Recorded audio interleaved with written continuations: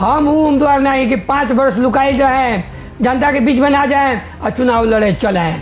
हम वो संसद रही कि भ्रष्टाचार के मुद्दा उठाई, महंगाई के मुद्दा उठाई, नागरिकता के मुद्दा उठाई, बीरगंज के जन आवाज कथी बा, जन चाहना कथी बा, कथी समस्या बा वो आवाज उठाई। अब किरदार वोट के रूप में दौरी भर भर के अपने के बनियारी में नहीं अपने एकदम काम कैले बनी तो बनियारी मिलबे करी, खेत में काम करें तो बनियारी मिलबे करी। हमारे जनता हमरा बनियारी दी, अब की जनता राजनीतिक व्यक्ति के वोट दी, गैर राजनीतिक वोट ना दी। काहे कि व्यापारी के काम में व्यापार करे के, राजनीतिक कर्मी काम में राजनीति करे के। और सहकारी में पैसा फसल बा, वो पैसा फसल में मिलबे ना कोई, है ना। और वो लोग चुनाव लड़ता, लाज नहीं करा तो लोग है, लाज लगे के चाहिए न, शर्म लगे के चाहिए कि पहले पैसा तीरी तब चुनाव लड़े आई। चुनाव लड़ते नहीं लोग मीडिया मैनेज करके और चाहता लोग बीरगंज वासी की ठगली। अपने के विपक्षी लोग दमदार नेता नहीं के कोई उम्मीदवार नहीं के दमदार पहले नहीं के, कारण कि वो लोग व्यापारी है, केहू होटल व्यवसायी बा, है ना, केहू उद्योगी बा। अब बताई व्यापारी के व्यापार काम व्यापार करे चाहिए। व्यापारी लोग राजनीतिक करे लगे तो राजनीतिक कर्मी क्या करी, घास काटी। एक ईद बकरीद में कोनो छठ पूजा में छठ घाट में जाके ये शुभकामना दिले बा, जाई ना जाई, ये लोग व्यापारी है, व्यापार करी। लेकिन केकरो दुख सुख में ना जाई, वो लोग सीधे जाई काठमांडू, चुनाव आई 5 वर्ष अपने व्यापार करी। आज जब चुनाव आई तो टिकट लगे से 1 दिन पहले जाई काठमांडू, पाकिट में हाथ लगाई और उन्होंने टिकट ली, अल्लाह से चला चुनाव लड़ जाए। कहें तो देश के यूक्रेन बनाओ के कोशिश होता है, देश से रहे कि ना रहे बहस हो रहा है, देश के यूक्रेन बनाओ के कोशिश होता है। चल जाई तो संघीयता चल जाई, संविधान चल जाए तो गणतंत्र चल जाए, संविधान चल जाए तो लोकतंत्र चल जाए। अपने मंत्री बनेला या टिकट खातिर या पद पर पहुंचेला अपने तुरंत पार्टी परिवर्तन कर दिने, विचार ट्रैक परिवर्तन कर दिने कह रहल बा लोग, विपक्षी लोग भी भाषण कर रहा है। इतिहास सबके मालूम बा, अपने मंत्री बनेला पार्टी फोटवा देने कहता, इतिहास सबके मालूम बा जी। 70% लगभग पैसा बीरगंज से जाला, और बीरगंज के लोग मंत्री ना बनी तो काठी बनी, खाली सांसदे बनत रही। यहाँ के लोग जिता के भेजो आ यहाँ के विकास ना होको।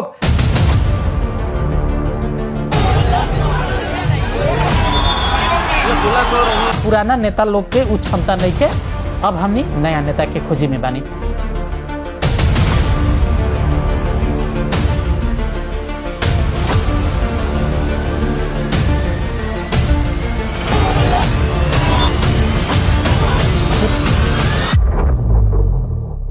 नमस्कार और प्रणाम तमाम दर्शक लोग के हम स्वागत कर रहा बानी। कार्यक्रम ई चुनावी दंगल में मनोज पटेल उपस्थित हो गए बानी एगो पृथक श्रृंखला के साथ में, और नेता लोग के एजेंडा और चुनावी सरगर्मी के विषय में हमने निरंतर रूप में चुनावी दंगल कार्यक्रम में बहस छलफल चला रहा बानी। और आज भी हमारा संगे एगो नेता बानी और नेता वहाँ चुनावी दंगल में उतर चुकल बानी। परसा निर्वाचन क्षेत्र नंबर 1 से नेकपा एमाले के उम्मीदवार पूर्व मंत्री समेत रहल प्रदीप यादव जी हमनी के अतिथि रूप में आज चुनावी दंगल में हमरा संगे बहस कर रहा बानी।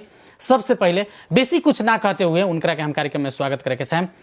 प्रदीप जी अपने के हमनी के बहस में स्वागत बा। धन्यवाद। अपने चुनावी दंगल में बानी, अपने के प्रचार प्रसार अब 4 गते से जैसे कि सरकार भी निर्वाचन आयोग एगो ग्रीन सिग्नल दे चुकल बा कि अपने लोग अब चुनाव प्रचार प्रसार के द्रुत गति में आगे बढ़ाएं, तो अपने के चुनाव प्रचार प्रसार सब कैसन चल रहा बा? एकदम हमने के चुनाव प्रचार तीव्र गति में आगे बढ़ रहा बा। जी जी। हमने के घर दैलो है ना, सभा छोट सभा जी जी हमने कर रहा बानी सन, जनता के घर में जाके अपनी मत मांगता नहीं सन, जनता से आशीर्वाद मांगता नहीं सन, और हमने के चुनाव प्रचार तीव्र गति में आगे बढ़े बानी सन। जनता से रिस्पांस अपने के अच्छा मिल रहा बा? एकदम अच्छा मिल रहा बा, क्या कि जनता के दुख सुख में हम रहल बानी। हम भुलाए वाला नेता ना है, जनता के बीच में रहे वाला नेता है, उससे जनता के रिस्पांस एकदम अच्छा मिल रहा बा। और हमारा पूर्ण विश्वास बा हमार जनता जौन जनता हमरा के बार बार जिता के भेजले बा, फिर से हमरा के जिता के भेजी, और यहाँ के विकास और यहाँ के उन्नति, यहाँ के प्रगति, बीरगंज शहर के प्रगति करावे में हमरा के सहयोग करी। जी, अब जैसे कि नेताजी अपने के चुनावी एजेंडा के विषय पर भी हम आए, अपने के ई साल के ई चुनाव के चुनावी एजेंडा का बा ओकरा पर भी आए। इससे पहले थोड़ा सा हमार एगो जिज्ञासा बा, अपने के विगत वर्तमान और भविष्य, विगत भी अपने अच्छा काम कैनी कह रहा बानी, और वर्तमान भी सुधारे के बनावे के और भविष्य भी सुधारे के अपने भाषण में कह रहा बानी, तो थोड़ा सा संक्षिप्त रूप में ले हम अपने के विगत भविष्य और वर्तमान के अपने कैसे समीक्षा कर रहा बानी? देखिए एकदम स्पष्ट बात बा, कोनो लुकावल बात नहीं के। बीरगंज वासी परसावासी विगत के दिन के याद बा। 74 साल में हम प्रथम बेर प्रतिनिधि सभा के सदस्य के रूप में निर्वाचित बनी 1 नंबर क्षेत्र से, जहाँ से अभी लड़ रहा बनी। जी जी यहाँ की जनता हमरा जिता के भेजलक। हम अपने के मीडिया के मार्फत जनता के हम जानकारी कराओ चाहते हैं, रोजगार कराओ चाहते हैं। जनता के सब मालूम बा, बीरगंज वासी के सब मालूम बा, यहाँ के सम्मानित जनता के हर चीज़ मालूम है, यहाँ बौद्धिक समाज के भी मालूम बा, हर एक समुदाय के भी ये विषय में मालूम बा कि बीरगंज का अवस्था 74 से पहले कैसन रहे। यानी कि घंटाघर में जाए तो गढ़ा रहे। रसकौल जाता नहीं अपने कोनो मार्केटिंग करे या व्यक्तिगत काम से या कोनो अपन बहुत पारिवारिक संबंध बा भारत में हमने के, तो वो लाए तो रुआ के भंसार का अवस्था कैसन रहे। जयंती चौगु ने जी जी जी जांग भर गढ़ा रहे, विकास की अवस्था जर्जर रहे, अपने ही कह के चाहता नहीं, रोड के हम उहे बताओ चाहते हैं। विकास का अवस्था एकदम मतलब दयनीय अवस्था रहे। यहाँ गाँव में जाए तो कच्ची बाटो रहे, मुश्किल से ग्रेवल रहे, है कि ना।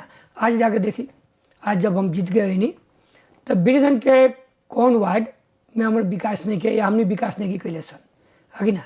और बाद में बीरगंज शहर के जन चेंजिंग बा, शहर में चेंजिंग बा, एमें हमने के मिल के काम करनी सन, स्थानीय निकाय और हमने के जन मिल के काम करनी सन। आज मिल के काम करे के नतीजा बा कि बीरगंज के मुहार चेंज बा। आज बीरगंज में सफाई बा, सड़क बनल बा, नाला बनल बा, और अपने के आज हरियाली बा। ओकरा बाद में अपने के गांव में जन अवस्था रहे एकदम सड़क ना रहे, जहाँ आज देखी सड़क बा। अपने जाके देखी शिक्षा महिला का फड़को बनल बा, विभिन्न स्कूल के निर्माण भइल बा। अपने के जाए तो रामबन में जाए तो जब वन मंत्री रही हम तो वहाँ चिड़ियाखाना लेनी, जहाँ के कंपाउंड वाल करीब 80-90% कम्प्लीट बा। जी जी और फिर बहुवर्षीय बजट आई, फिर और काम कम्प्लीट हुई, उ लगाए। मैंने बीरगंज वासी के विकास में कोनो चीज़ कमी ना कैनी। लेकिन 74 से पहले तो बहुत सांसद लोग बने रहे यहाँ से। 74 के पहले विकास वैसन कोई कार्यक्रम ना रहे, एको को बता दो लोग ना, जीतल लोग या समानुपातिक से सांसद बनल लोग से हम तो चुनौती देवे के चाहता नहीं, लोग अनुरोध करे के चाहता नहीं कि लोग काम बता दी कौन काम के बानी, एगो काम।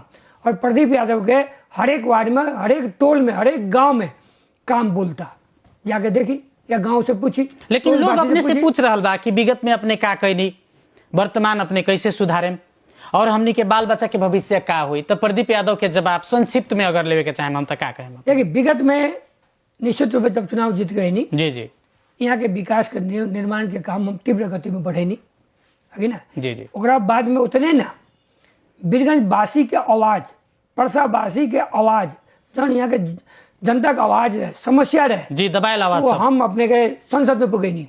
संसद में जोरदार रूप से आवाज उठनी, चुप्पा सांसद ना रहनी, हम बोलतू सांसद में रहनी। जौन हमारा आवाज मैंने पूरा देश देखे, दुनिया देखे कि भाई मधेश के कोई सांसद बा, बीरगंज के कोई सांसद बा, परसा जिला के सांसद बा। आज बीरगंज वासी जो जगह जिता के भेजले बा, जौन वहाँ का आवाज़ उठावता, चाहे खेलकूद का आवाज़ होके, नारायणी नक्सला के आवाज़ होके, नारायणी अस्पताल के आवाज़ होके, जौन वहाँ डबल आवाज़ रहे, जौन सरकार लेके पहुँचे नहीं, यहाँ दुनिया के देखे नहीं। उतने ही ना नागरिकता के समस्या रहे, जौन पटक आवाज़ उठे नहीं, जौन नागरिकता मैंने बाबू आमा नागरिक रहे लेकिन ओकर संतान अनागरिक होकर जियत रहे, लाइसेंस ना मिले, अपने के बैंक में खाता खोले के ना मिले, जी जी पढ़े के ना मिले, वो अवस्था रहे। प्रदीप यादव को आवाज उठावल, वो आवाज के कारण आज संपूर्ण मैंने नेपाली नागरिक के संतान के नागरिकता मिलल, वो प्रदीप यादव का आवाज है। जौन जन्मसिद्ध नागरिक लोग रहे जकर संतान के नागरिकता ना मिले, वो प्रदीप यादव पटक आवाज उठेलन। बाकी सांसद लोग रहे काहे ना आवाज उठावे, काहे ना ओकरा कार्यकाल में बनल, लेकिन प्रदीप यादव के कार्यकाल में काय बनल, एगो वो बात। दूसरा बात कि अपने के आमा के नाम से उनका बेटा लोग के नागरिकता ना मिले, अगर बाबू के नागरिकता नहीं खे, आमा के नागरिकता बा तो बेटा के नाम नागरिकता ना बने। लेकिन प्रदीप यादव कानून निर्माण में अपने सहयोग करी, एकदम कहीं नहीं, आवाज उठेनी, जोरदार आवाज उठेनी, सरकार के गठगठैनी, सरकार के घेराबंदी कैनी। एकर प्रमाण लोग खोजी तो मिल सकता। अगर जाके यूट्यूब में सर्च करी ना, सर्च करी पार्लियामेंट के, अपने में जाए पार्लियामेंट में हमारा बोलल आवाज 4 गोरी बा। उतने ना सुप्रीम कोर्ट में केस कैनी हम, सुप्रीम कोर्ट में उस समय संसद भी ना बनल रहनी हम, उस समय केस कैले रहनी हम कि जन्मसिद्ध नागरिक के संतान के नागरिकता मिले के पड़ी। काहे मिले के पड़ी? बाबू आमा नेपाली नागरिक, लेकिन ओकर बच्चा के नागरिकता नहीं के मिला। कैसे नागरिक हो गई? कौन कानून रोकई ओकरा के? संविधान में भी वो व्यवस्था रहे तो वो हमार आवाज उठेनी बीरगंज वासी के सपना साकार करनी उतने ना। देश के समस्या रहे, नागरिकता समस्या एगो बीरगंज के समस्या ना रहे, एगो परसा जिला के समस्या ना रहे, 77 जिला के समस्या रहे, पूरे नेपाल में समस्या रही रहे तो उस समस्या समाधान करनी हम। लेकिन नेताजी घेर के करे नहीं, जी सरकार के घेर नहीं, वो तो सबके आँख खुलल, कान खुलल, आवाज कान में गई, हमार बोलल वीडियो सबके आंख में पड़ल, लोग कहे कि सही बोलता तो कहीं नहीं जी। लेकिन नेताजी अपने ई सब तमाम चीज सब जुड़ा रहा बानी। वास्तव में एक विषय में नेता लोग के अपने लोग के काम के अपने लोग के अभियान के तमाम चीज के जनता नजीक से देख रहा बा। लेकिन जनता इहो कह रहा बा कि प्रदीप जी सही कहनी गलत कहनी दो बार उनकरा के जिता के हमनी के संसद में पहुंचा देनी। अब का बाकी रह गई उनकरा या कौन अपने विकास ना करे सकनी कि फिर एक बार अपने कह रहा बानी कि एक बार और तीसरका बार भी हमरा के जिताई। बहुत उम्मीदवार सब चुनावी दंगल में बा अपने के साथ में, बड़का बड़का नेता सबसे लेके नया नया पुस्ता के नेता लोग भी आयल बा, युवा से जवान बुढ़वा तक ले लोग चुनावी मैदान में बा। तो इतना बीच में प्रदीप यादव जी फेरो जीते के चाहिए, जनता ये पूछ रहा बा, विपक्षी लोग भी कह रहा बा कि बार बार प्रदीप यादव जी के जिताइला का जरूरी बा। देखिए अगर बहुत कारण बा, प्रदीप यादव का है अगर अपने स्पष्ट कर दे, एक प्रदीप यादव मधेश के बेटा हुन, जी मधेश के आवाज संसद में पहुंचावे वाला नेता हुन, यहाँ के कोनो भी समस्या होला अपने कोई मुंह दुबरा नेता नहीं की, मुंह चुराए वाला नेता नहीं की हम वो में जाए के चाहते हैं। जी हमरा के 1 मिनट समय देवल जी। हम मधेश के आवाज, बीरगंज का आवाज, प्रसववासी का आवाज हम संसद के मार्फत हम सरकार तक पहुंचावे नहीं। यहाँ के कोनो भी समस्या हम जाके बोले नहीं, हम मुंह दोबरा नेता ना ही, हम दबाए वाला नेता ना ही, चुपचाप जाके संसद में सुरती मल के खाए वाला नेता ना ही, हम जनता के आवाज बोले वाला नेता ही। यहाँ बहुत लोग नेता रहे, आज बहुत लोग प्रतिस्पर्धा में बा, हमारा प्रतिस्पर्धा में रहल लोग संविधान सभा सदस्य रहे, जाके देखी कब बीरगंज में आवाज उठे, बीरगंज वासी का आवाज संसद में एक बार देखी तो यूट्यूब में सर्च करके। संसद में बोलबे ना करी लोग, चुपचाप रही लो, लुका के रही लोग, पीछे में जाके बैठी लो। तो वैसा नेता के यहाँ जनता भेजी तो बीरगंज का न्याय हुई? कभी न्याय ना हुई, प्रसावासी कभी न्याय ना हुई। दूसरी बात अपने के विपक्षी लोग दमदार नेता नहीं के कोई उम्मीदवार नहीं के दमदार नहीं के, कारण कि वो लोग व्यापारी हो, केहू होटल व्यवसायी बा, आगे ना केहू उद्योगी बा। अब बताई व्यापारी के व्यापार करे चाहिए, व्यापारी लोग राजनीतिक करे लगे तो राजनीतिक कर्मी क्या करी? घास काटी? राजनीतिक कर्मी के काम राजनीति करे के। ऐसे जौन भी बा लोग व्यापारी साथी लोग, केहू होटल व्यवसायी बा, वो लोग होटल चलावे चाहिए, कि उद्योगी बा उद्योग चलावे चाहिए। अब राजनीतिक आके लेकर व्यापार बनाई लोग, राजनीति के व्यापार नेपाल के कॉन्स्टिट्यूशन या नेपाल के संविधान हम कहें जब गारंटी कैले बा कि कोई भी योग्य नागरिक चुनाव लड़ सकता, तो हर्ज का बा प्रदीप यादव के दोसर लोग चुनाव लड़ी था, का दिक्कत बा? एगो बात जी कानून रूप से सबका अधिकार बा चुनाव लड़े के, लेकिन ये बताई ना पहले, हम अपने उदाहरण देते नहीं। भारत के भी लगे उदाहरण ली ना, लोकतंत्र के बड़का स्तंभ भारत। जी आगे ना भारत के एगो बहुत बड़ा कलाकार, भारत के बड़ा कलाकार आज भी महानायक के रूप में लोग लेवल अमिताभ बच्चन जी वो चुनाव लड़ल लोकसभा के, यानी कि संसद के चुनाव लड़ल, लेकिन एगो राजनीतिक व्यक्ति के वो हरैलन, ठीक बा हरैलन, लेकिन 3 महीना में राजीनामा दे दिलन। क्या दिलन? गैर राजनीतिक आदमी दिलन, वो राजनीतिक व्यक्ति ना, आत्मालोचित होके निश्चित रूप से 3 महीने में राजीनामा दे दिलन। क्या कि उनका काम राजनीतिक ना रहे, राजनीतिक कर्मी के काम का हो जनता के दुख सुख में जाए के, जनता के समस्या सुने के, ओकरा विवाह होता या हरण मरण बा उसमें शरीक होके के। आज विभिन्न समुदाय के, जैसे मुस्लिम समुदाय के ईद बकरीद होता, ओकरा घर में जाके शुभकामना देवे के। आज हिंदू समुदाय के छठ होता या दशहरी पूजा होता, उसमें जाके शरीक होके के। लेकिन ये उम्मीदवार लोग जाके देखी तो अपने लोग फेसबुक वाल में जाके चेक करी तो केकरो ईद बकरीद में, कोनो छठ पूजा में, छठ घाट में जाके ये लोग शुभकामना दिले बा, जाई ना जाई, ये लोग व्यापारी है, व्यापार करी, लेकिन केकरो दुख सुख में ना जाई, केकरो हरण मरण में ना जाई, केकरो मलामी ना जाई, केकरो जनाजा में ना जाई, अपने के छठ घाट में ना जाई। लेकिन प्रदीप यादव छठ घाट में ही ना, छठ पूजा के दिन खुद घर से अपना छठी माता के दौरा लेके जी। छठ घाट में पुगा के और हर एक घाट में जाके प्रयास करेंगे हम का है हर तीज पबनी में अपने सक्रिय रहे शुभकामना देवे जानी। दुर्गा पूजा में जाकर देखी, आज यही फूलापाती के दिन है, कंधा में दुर्गा माता के डोला लेके आज हम टोल टोल में घूमे नहीं और फूलापाती बितरावे नहीं। शुभकामना देवे जानी, समाज के संगे रहे नहीं, समाज के संगे बिना रहे इहो सब काम बा, इहो सब काम बा, नेता लोग के यही सब आज मुस्लिम समुदाय के मोहम्मद डे बोला ओमे शरीक होकर नहीं शुभकामना देवे जानी। यानी कि हर एक समुदाय के हम माने सुख में दुख में पूजा में पाठ में या संकट में हम साथ रहे नहीं। आज कोई अस्पताल भाड़ना भइल बा, वहाँ जाके हम देख के केला को अच्छा करा सकी, डॉक्टर से बात करके उपचार में कौन कमी बा उपचार कमी ना होके देवे के, ओरा के कोनो आर्थिक समस्या बा ओरा के आर्थिक सहयोग कहीं से दिलवा के सहयोग करवाओ के काम हम करे नहीं। लेकिन ये लोग कहाँ रहेला आज तक ले, कहाँ ना जाला लोग, कहाँ ना जनता के सुख दुख में रहेला लोग, ये लोग ना जाए चाहिए। लेकिन व्यवसायी लेकर दोनों व्यवसायी जो लड़ता व्यापारी जो लड़ता ये लोग के काम व्यापार करे के जनता के सुख दुख में जाई लोग कोई गइल बा लोग हम चुनौती देवे के चाहता नहीं, कहा ना जाला लोग ना जाई लोग, ये लोग काम ना हो जनता के बीच में जाइबे ना करी लोग, कोनो संकट में न जाई लोग। कोरोना काल भइल कहे ना जाके सहयोग कैलन कोरोना काल में, ये साथी लोग जाए के चाहे नु, लेकिन प्रदीप यादव आगे बढ़ के काम कैलन कोरोना काल में।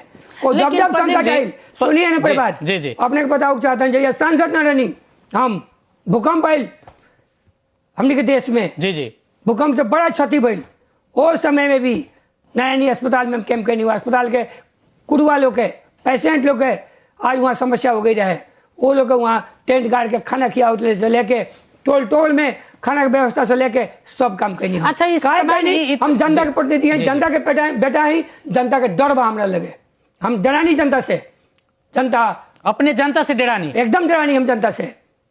तो ये तमाम बात सब जनता के सेवा करें, अपने घर में जा रहा अपने घर में पहले बात वो लोग जनता न डरा कहा नहीं डरा, वो लोग सीधे जाए काठमांडू चुनाव आई 5 वर्ष अपने व्यापार करी। आज जब चुनाव आई तो टिकट लगे से एक दिन पहले जाई काठमांडू पाकिट में हाथ लगाई और उन्होंने टिकट ली अल्लाह से चला ये चुनाव लड़ जाए जे। लेकिन कांग्रेस के भीतर अन्य पार्टी के भीतर जौन जौन लोग राजनीतिक करेला, ये बेचारा राजनीतिक कर्मी बा दिन रात जनता के बीच में रहेला, ओकरा टिकट ना मिलेला, कोबो टिकट ककरा मिलेला, व्यापारी के मिलेला। काहे मिलेला अपने बुझ जाए, हम ना बोले बुझ जाए काहे मिलेला, जनता ही बुझ रहा बा, जनता बुझ रहा बा काहे मिलेला। 5 वर्ष कोनो काम जनता में ना जाला। अच्छा तमाम बात सब अपने को रहेला, लेकिन जाके टिकट पे लेके चला वाला लौट जाला। जी प्रदीप जी, ये तमाम बात सब जब अपने कह रहा बानी तो अपने घर दैलो में जा रहा बानी, तमाम बात जनता सबके याद बा कि ना, कि जनता लोग भूल गइल बा? जनता के तो याद दिलाउते बानी, जनता जानते बानू, जनता आजकल हर एक जनता चलाक बा और बिरगंजवासी सब बुझता कि राजनीतिक कर्मी के हो, गैर राजनीतिक व्यक्ति के हो। तो अब की जनता राजनीतिक व्यक्ति को वोट दी, गैर राजनीतिक वोट ना दी, काहे कि व्यापारी के काम व्यापार करे के, राजनीतिक कर्मी काम राजनीति करे के। जी हम छोटे हैं थोड़ा सा, अब जैसे कि अपने बहुत क्रांतिकारी भाषण भी अपने करी ने, हमरा संग अभी बहस भी कर रहा बानी, तमाम चीज के अपने सिलसिलावार तरीका से रख भी रहा बानी। लेकिन यह चीज कभी कभी बेसी बोलल भी कभी कभी घातक हो जाला कह के लोग कहेला नु। अपने तत्कालीन समय में विगत में जब अन्य पार्टी में अपने रहनी, ओह बेरा अपने नेकपा एमाले के नेता के प्रति एगो कटाक्ष अपने कड़ा टिप्पणी कैले रहनी। उ वीडियो अभिन अपने के विपक्ष के अपने के मतदाता के बीच में ओकरा के ट्रोल कैल जा रहा बा, या अपने के विपक्षी लोग ओकरा के ट्रोल कर रहा बा। ई चीज काहे आवेला? थोड़ा सा राजनीतिक में या प्रदीप यादव बोले खानी चीज ही भूल जाने की, या वैसन बात अपने काहे बोली ने कि वो बाद में ही बैकफायर करेला? देखिए हमरा कोनो भी चीज से हम जी ना घबरानी ना डरानी, समय अनुसार चल जाला। जी उस समय के जन मांग रहे, उस समय के जन मधेश आंदोलन हमने कहनी, अगुवाई हम कहनी ये जिला के, जी ये जिला के लीडरशिप में रह के काम कहनी। हम मधेश के मुद्दा ले, मधेश के जनता के अधिकार ले लड़नी, जितना सकने दिलावले हमने के कोशिश करनी। अधिकार कुछ मिलल मधेश के, मिलल कुछ अधिकार मिलल, आज पहचान मिलल, अधिकार मिलल लड़के दिले नहीं। उस समय के मांग रहे। अभी के समय अपने के मालूम बा जैन जी आंदोलन के बाद में, जैन जी आंदोलन के बाद में जन परिस्थिति आई, संविधान पर संकट आ गई, संविधान के मैंने खाए वाला कोशिश होके लागल। उस समय मधेश के नेता लोग लगाए, बहुत नेता लोग बियर के भीतर लुका गए, झालो खोल के ना देखे। लेकिन ये बाहर अपने का तो लोग अवस्था तो का बा? संघीयता हमरा बोले और दी पहले। संविधान के हम पक्षधर बोले दी। आदमी है लोग। हम बोले जी, तनी जी, पहले बोले जी, दी हमरा के। जी, जी। बीच में बात ना काटी। जी। बहुत नेता लोग बियर के भीतर लुका गए। काहे लुकाई? जब सबके मालूम हो गई संविधान पर खतरा हो गया। संविधान चल जाई तो संघीयता चल जाई, संविधान चल जाई तो गणतंत्र चल जाई, संविधान चल जाई तो लोकतंत्र चल जाई, संविधान चल जाई तो मधेश आंदोलन के सारा मांग चल जाई, संविधान चल जाई तो मुस्लिम का अधिकार खत्म हो जाई, संविधान चल जाई मधेसी का अधिकार खत्म हो जाई, संविधान चल जाई जनजाति का अधिकार खत्म हो जाई, संविधान चल जाई महिला का अधिकार खत्म हो जाई, संविधान चल जाई पिछड़ा वर्ग का अधिकार खत्म हो जाई। ओ से संविधान के रक्षा करे खतरा, संविधान के बचावे खतरा, तो बोले के पड़ल। तो बोले वाला नेता केहू ना आयल, केहू आयल तो केपी ओली जी तो अलन सामने खड़ा भइलन।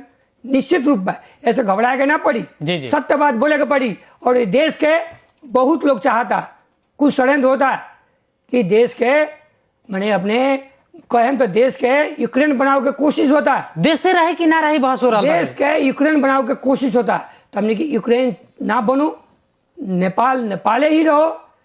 हमनी नेपाली है सन, ई मिट्टी हमनी का है, एकरा के हमनी बचाव के पड़ी, संघर्ष करे के पड़ी। ओल है हम नेकपा एमाले रोजनी राजनीतिक में ना परमानेंट के दोस्त होला और ना परमानेंट दुश्मन होला।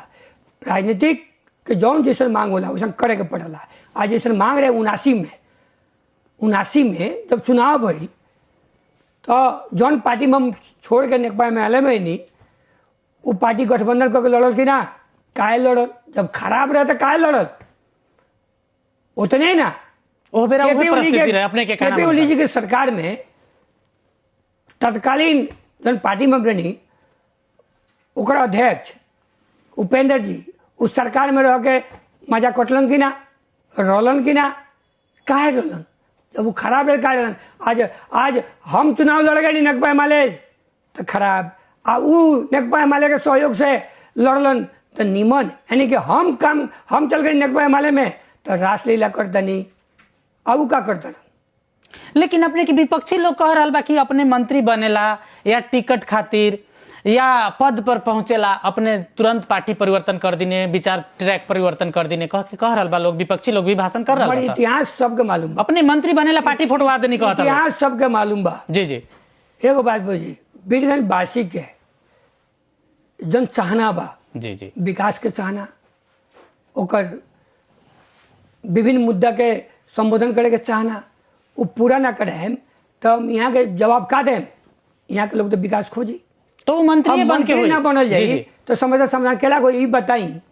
हम मंत्री ना बन रहते तो जैसे बीरगंज में संकट आयल, पानी के संकट, एक एक बूंद पानी ला बीरगंज वासी तरसत रहे। एक एक बूंद, एक एक फोन आवे, केहू दाई, केहू भाई, केहू बउआ कह के फोन करे हमरा के, कहे कि शौचालय जाए के पानी नहीं है, प्लीज दाई कोनो उपाय करी। आज 5-5 दिन नहिला हो गई हमरा, प्लीज कोनो उपाय करी, शौचालय जाए के पानी नहीं है।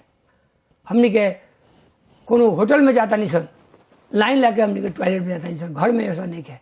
महिला दीदी बहन बहुत समस्या होता, आंख से आंसू आएगा, कुछ उपाय ना रहे। आज मंत्री रनी बीरगंज वासी के बेटा है, बीरगंज के बेटा है, यहाँ की जनता हम प्यार से जिता के भेजले रहे। और मंत्री ना रहती हम तो क्या बीरगंज के समस्या समाधान कर सकती? उतना पानी के संकट 1 हफ्ता 10 दिन में हम समाधान कर सकती? उतने ही ना। मंत्री रही तो अभी 4.5 अरब रुपया बीरगंज महानगर पालिका मार्फत खाने पानी के समस्या दीर्घकालीन रूप के समाधान को आजीवन समस्या ना हो पानी के 4.5 अरब रुपया हम दिले बनी। जो टेंडर हो गई बा बीरगंज में, वो अगर निर्माण हो जाता 3 वर्ष के प्रोजेक्ट है तो निश्चित रूप से बीरगंज के वासी की समस्या समाधान हो जाए। तो निश्चित रूप से उपेंद्र जी बीरगंज के लोग के मंत्री ना बनाओ, चाहना ना रहे उनका बनाओ के, उनका इच्छा ना रहे यहाँ के लोग बनाओ के, खाली अपने वर्ग के बनाओ, खाली 70 से होने की चाहिए तो अपने बनियन कि 70 से होने रखियन, तो उनका बीरगंज के वासी के लोग वोट लेवे के रहे। लेकिन हमने के मंत्री बना दिए, उनको मोहकाई, उनका दर्द रहे। तब कहने तो भाई अब राजनीतिक तो मैंने मठिया के बाबा बन के ना कहल जाला, सरकार में जाएला ही चुनाव लड़ल जाला, सरकार में जाएला, सरकार बनावेला, कहीं ना कहीं अपने कहे के चाहता नहीं कि मंत्री बनल सही काम बा, सरकार बनावेला ही चुनाव प्रतिस्पर्धा में जाइल जाला। और सरकार बनावेला लोग प्रधानमंत्री के दावेदारी करता है, राष्ट्रपाले कहता हाम्रो प्रधानमन्त्री बनी, नेकपा एमाले कहता हाम्रो प्रधानमन्त्री बनी, नेपाली कांग्रेस कहता हाम्रो प्रधानमन्त्री बनी। मतलब का सरकार बनावेला नहीं करता, तो हम मंत्री बनावेला पार्टी अलग कहनी उनकरा से तो खराब कर देनी। बीरगंज वासी के तो काम कहनी न हम घास कटेला तो राजनीतिक ना कल जाला जी। कहीं ना कहीं अपने कहीं ना कहीं प्रदीप जी कहीं ना कहीं अपने मंत्री यदि बने राजनीतिक का चुनाव का लड़ल जाए जी। कहीं ना मटिया में जाके साधु बन जाए। थोड़ा सा जनता के अपने स्पष्ट करे के हम खोजे, जनता के अपने स्पष्ट कर दी। कहीं ना कहीं अपने मंत्री बननी, वो मंत्री बनल उचित रहे, क्षेत्र के विकास खातिर उचित रहे। बीरगंज के आदमी मंत्री बन सकता, ये अपने कहे के चाह रहे बनी। बीरगंज के वासी कहा ना मंत्री बनी। बीरगंज वासी पर्सा जिला बीरगंज शहर नेपाल के मुख्य द्वार है। नेपाल के मुख्य द्वार कैपिटल भी कहा जा रहा है, मात्र मुख्य द्वार ना जी जी। आर्थिक नगरी है, व्यापारी नगरी है। बीरगंज के जो भंसार से पैसा उठेला, आईसीपी से जो पैसा उठेला, उद्योग से जो टैक्स के पैसा आवेला, वो देश चलेला। देश के 70% लगभग पैसा बीरगंज से जाला। और बीरगंज के लोग मंत्री ना बनी तो कथी बनी, खाली सांसदे बनत रही। यहाँ के लोग जिता के भेजो, यहाँ के विकास ना होको। आज तक नैनी नक्सला के नैनी अस्पताल में 90 करोड़ रुपया हम भेजनी, लेकिन कुछ पैसा फ्रीज भइल, कुछ मेंटेनेंस भइल, वो लोग फ्रीज करा दिलक। तब आज मंत्री बनी तो पैसा भेजनी। तो निश्चित रूप से बीरगंज वासी से हम ही कहें, विपक्षी दलों से ही कहें कि तोनी जौन आवाज उठावता रह तो तोनी करता रह तो रासलीला हम कहनी तो करेक्टर ढीला। ऐसे हम जायज पॉइंट में माने बीरगंज वासी ला, प्रसववासी के विकास ला हम आगे बढ़नी और आगे बढ़े। अपने के अवसर मिली तो फिर मंत्री बने। जनता यहाँ जुटा के भेजी तो मंत्री बनबे करे। अब की बने तो यहाँ का अधूरो जन काम बा, बहुत सारा काम बा जन पूरा करे के बा। जैसे नैनी रक्साला अब पहले प्राथमिकता में रही, पहले प्राथमिकता में रही। नैनी अस्पताल पहले प्राथमिकता में रही। ये मेजर काम हुआ सन। एकरा अलावा भी अपने के चुनावी एजेंडा का काम बा। हमारे चिड़ियाखाना के जो अधूरा बा जी जी, वो भी हमारे पहले प्राथमिकता में रही, मेजर काम में। और जो छोट छोट सड़क के काम बा, नाला के काम बा, वो भी हम समन्वय करके वो भी निर्माण करें। और इतने ना युवा के जो बेरोजगारी बा, ओकरा युवा के हर एक वार्ड से कुछ ना कुछ युवा के रोजगारी हम दिलवाएं, चाहे कहीं होके अपने रोजगारी के सृजना करें जी। नया फैक्ट्री नहीं के खुला देश में, देश के आर्थिक स्थिति जर्जर बा। सरकार भी उतना कर्मचारी जौन चाही उतना सरकार नहीं के लेवे सकत, थे सके वाला स्थिति नहीं के। अपने लोग युवा लोग के सब नेता लोग कह रहा बनी कि हमनी के रोजगारी के गारंटी करें। कहाँ से रोजगारी दे हम अपने? देखिए ओकरा ला तो अपने के देश का अर्थतंत्र सुधार करे के पड़ी, ओकरा ला वर्क करे पड़ी। एस्टेब्लिश सरकार चाहिए जी जी। एस्टेब्लिश सरकार ना हुई तो देश का अर्थतंत्र ना सुधार हुई। तो वो में हमनी के काम करें सन और अर्थतंत्र सुधारें सन। उद्योग व्यवसाय बा ओकरा के आगे बढ़ावल जाए, व्यापार आगे बढ़ी, यहाँ के उद्योग आगे बढ़ी तो रोजगार सृजना हुई, निश्चित रूप से रोजगार सृजना हुई। आज कल कारखाना चली तो रोजगार के मैंने रोजगार सृजना हुई। ये सब काम हमने करें सन। अब जैसे कि सदन में एक बेर हम ये बहुत चर्चा में आवेला, बीरगंज में बहुत सहकारी सब भाग गई, कुछ बड़का सहकारी भी बंद हो गई। सदन में भी अपने आवाज उठैनी कि सहकारी में जितना लोग के पैसा फंसल बा बीरगंजवासी के, वो पैसा मिले के पड़ल, अभी तक ले ना मिलल। अब की बार अपने के चुनावी एजेंडा में वो चीज बाकी ना बा, अपने के नहीं सुना था। अपने के बताए थे, अपने को मालूम बा कि बीरगंज के जो सहकारी में लोग ठगाइल बा, ओकरा ले जबरदस्त आवाज उठैनी हम संसद में। एक बेर ना पटक आवाज उठैनी हम संसद में। लेकिन जे ठगले बा वो दिन 16 के 1 करोड़ रुपया धरौटी नॉमिनेशन के दिन है जी जी, राष्ट्रीय स्वतंत्र पार्टी के अध्यक्ष के 1 करोड़ धरौटी में अपने छूट के गइलन बीरगंज परसा जिला अदालत से। तो जे जरा पर आरोप लागल बा आगे ना, ओकरा तो यहाँ के जनता के पैसा तिरे के चाहिए, तब चुनाव लड़े के चाहिए। आज वो पार्टी से जो चुनाव लड़ता ओकरा तो लाज लगे के चाहिए कि भाई बीरगंज के पैसा मैंने विभिन्न गरीब आदमी के, जैसे ठेला चलावे ला के, रिक्शा चलावे ला के, पान फसल खोले वाला बेचारा के, किराना फसल खोले वाला लोग के, तरकारी बेचे वाला लोग के, मैंने छोट जी गरीब तबका के लोग, मिडिल क्लास लोग कमाए वाला लोग के आज सहकारी में पैसा फसल बा। वो पैसा फसले में मिलबे ना कोई है ना। अब लोग चुनाव लड़ता, लाज नहीं लगे तो लोग के लाज लगे के चाहिए न, शर्म लगे के चाहिए कि पहले पैसा तीरी तब चुनाव लड़े आई। चुनाव लड़ते नहीं लो मीडिया मैनेज करके अच्छा था लोग के बीरगंजवासी की ठगली, तब बीरगंजवासी ठगा वाला नहीं कहे। अब वो लोग के मैंने प्रलोभन में लोग पड़े वाला नहीं कहे। वो लोग जब मीडिया चाहता कि ढाक झोंक करेंगे मीडिया मैनेज करके तो कितना दी जनता बुझता कि सहकारी ठग के सहकारी के पैसा मैंने लूट ले बा मालूम बा। हम तो आवाज उठेले बानी फिर से संसद बने तो आवाज उठाए अब बीरगंजवासी के जन पैसा फसल बा उ दिलवाए आना तो व्यक्ति के जेल करवाए। जी बीरगंजवासी के फसल पैसा मिली अपने के लड़े में लड़ल बानी। लेकिन अपने पूर्व मंत्री भी रहनी, खाने पानी मंत्री रहनी, वन मंत्री भईनी, अपने ऊपर भी आरोप बा, विपक्षी लोग भी आरोप उठा रहा बा या चुनावी भाषण के क्रम में भी वो लोग कह रहा बा कि प्रदीप यादव भी मंत्री पर पद पर रह के काफी अपने भ्रष्टाचार कैनी, अपने भी कम दाम के सामान के बेसी बिलिंग कैनी, या अपने के जितना भी डीप बोरिंग जोन गड़ायल विषम परिस्थिति के अवस्था में अपने ये कह रहा बनी कि हम प्यासा के पानी पियावेला फास्ट ट्रैक में भी काम कैनी, वो में भ्रष्टाचार भइल कह के आरोप लगा रहा बा। एकरा के कैसे अपने चिड़िया जनता के जवाब कर दे। जी एगो बात कथी बा कि मंत्री आदेश देवला काम करे। जी जी तो सरकार बात कथी बा कि सब मापदंड अनुसार काम होला, एस्टिमेट अनुसार काम होला। तो वो एस्टिमेट लुकाइल ना रहा 50 वर्ष में मिल जाए 20 वर्ष में मिल जाए। हम चुनौती देता नहीं लोग के, चुनौती देवे चाहता नहीं कि प्रदीप यादव के एगो भ्रष्टाचार दिखा दी कहीं भी।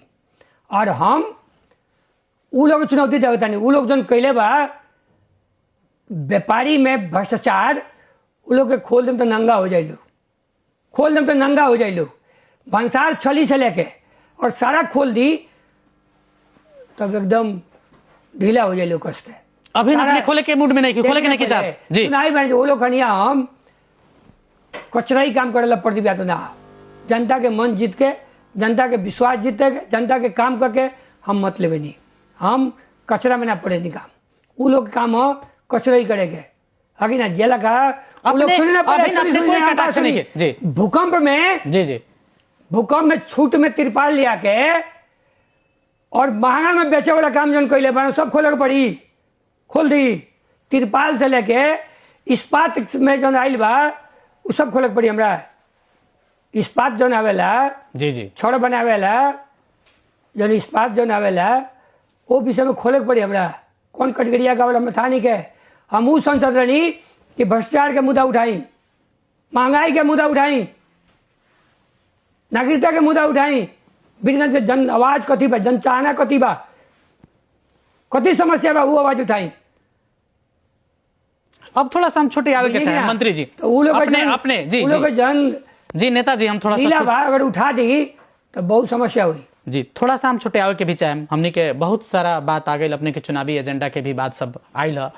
जाते जाते एक आध को छोट छोट प्रश्न बाड़ा सन, जनता के ही प्रश्न बा, हम एगो सिर्फ माध्यम बानी।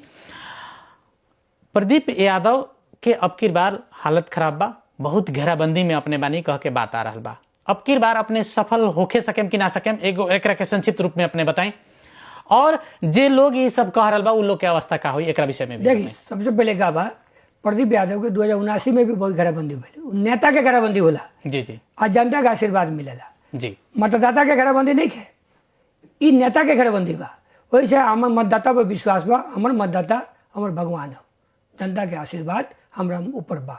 काहे कि हम घर घर में पानी पिए ले बानी, जनता के जब संकट आयल तो जनता के बेटा बन के दुआरी दुआरी गई बानी, हर एक घर में नल दिल बानी। जितना यहाँ के जनता हमर बा, हमर सम्मानित जनता जो पानी पियता वो निश्चित रूप से ओले आशीर्वाद ही। पानी एक गिलास पी तो कहीं प्रदीप बउआ पानी दे बा, प्रदीप भाई पानी दे बा। कहीं ना कहीं ऐसे नेता के घेराबंदी से प्रदीप यादव के फर्क ना पड़ी, जनता का आशीर्वाद बा, जनता के पानी दिले बानी, जनता के संकट में काम लागल बानी, जनता के घर दिले में रहे नहीं, जनता के हर एक समस्या में रहे नहीं, हर एक दुख सुख में रहे नहीं। हम पहले कहनी है चाहे विवाह होकर, अष्टजाम होके, लखराव होके, घर पूजा होके, या ईद बकरीद होके, छठ पूजा होके, अथवा कोनो पर्व होके, जनता के बीच में जानी, जनता के घर जानी, जनता के घर देले में रहनी, शुभकामना आदान प्रदान करेनी, गले मिलेनी। हम वो उम्मीदवार हैं जनता के बीच में रहनी, हम वो उम्मीदवार नहीं कि 5 वर्ष लुकाई जाए, जनता के बीच में ना जाए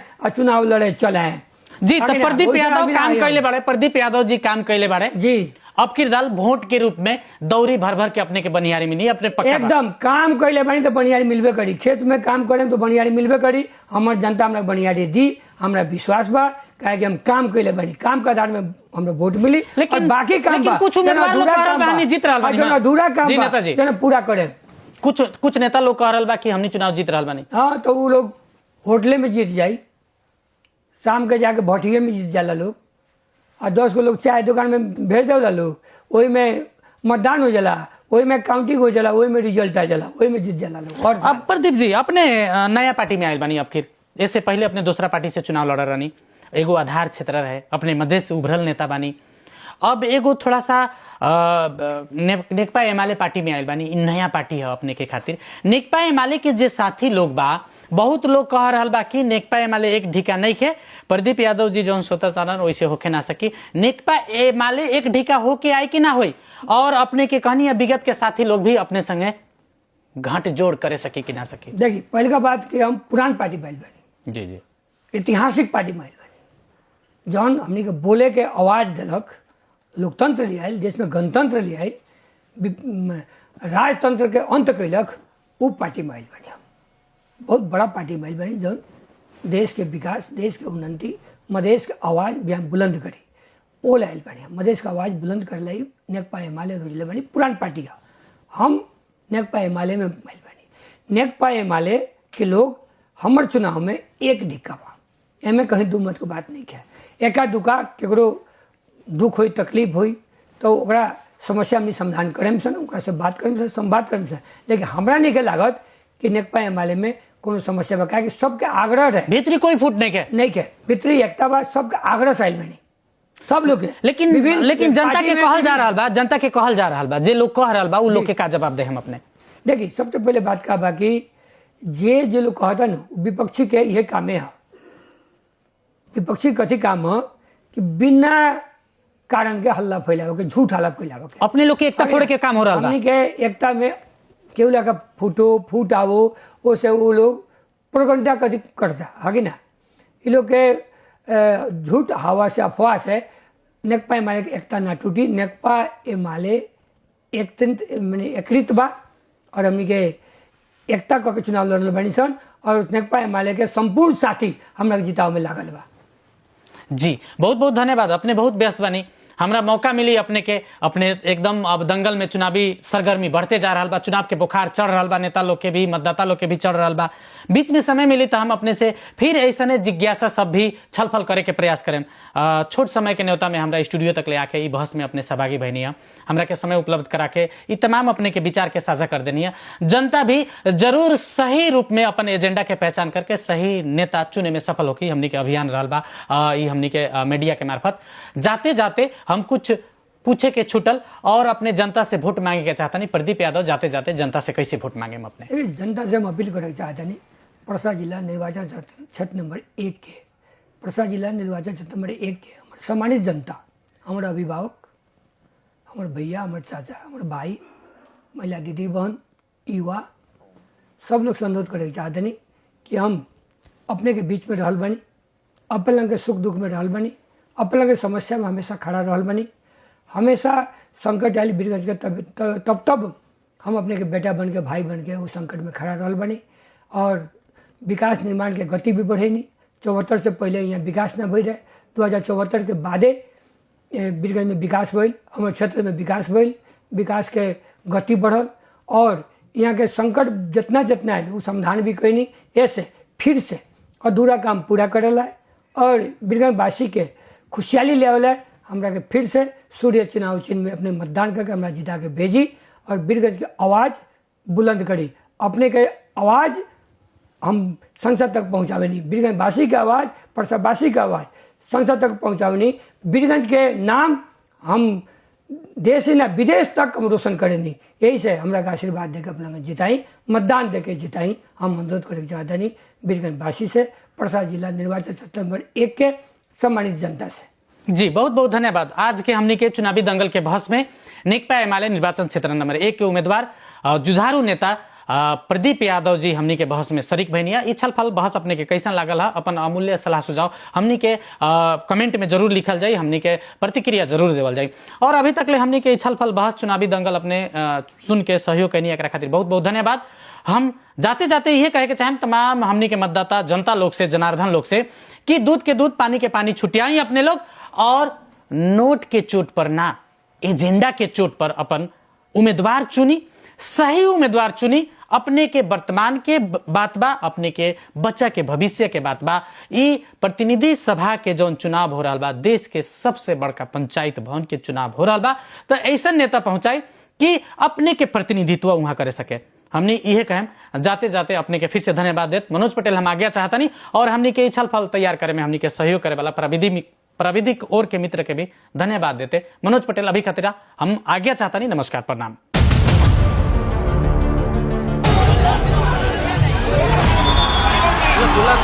पुराना नेता लोग के उच्च क्षमता नहीं के, अब हमनी नया नेता के खोजी में बानी।